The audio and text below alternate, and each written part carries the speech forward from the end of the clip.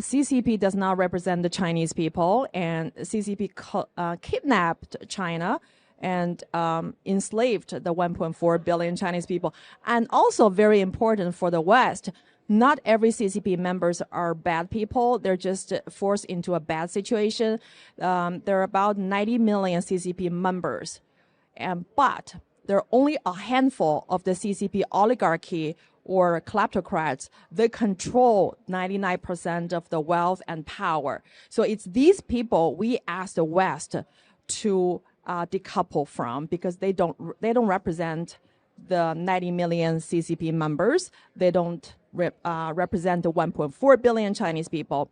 So talking about the generals and senators who are worried about CCP posing a great threat to America, let's not forget that who opened the gate, who allowed the CCP to establish its most favored trade nation status, who gave the W entry to CCP, and who allowed the CCP to infiltrate in this country without any accountability. So what are the lessons that we can learn from the past failure in America's greatest failure in foreign policy, which is to recognize CCP as a legitimate government representation of the 1.4 billion Chinese people? They're not. Well, we've made this same mistake repeatedly other times. We unfortunately are driven oftentimes by the power of the dollar, making a profit, and it's impossible for corporations, for businesses to not covet that many people, that many mouths to feed.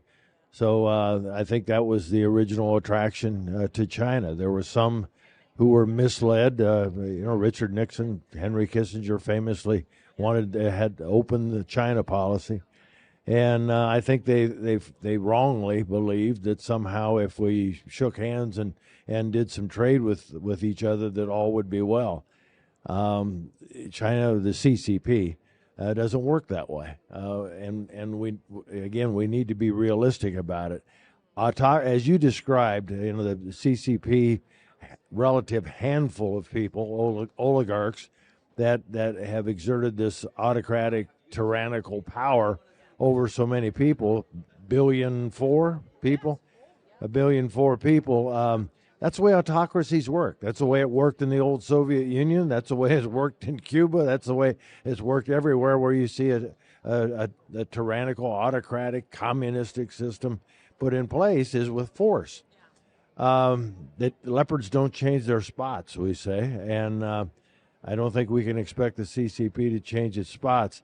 If you can't change reality, at least you have an obligation as elected officials, as leaders, to accept reality and then deal with it. And the reality is the CCP is the number one enemy of freedom and the number one enemy of the United States of America that we face right now, and we need to act accordingly.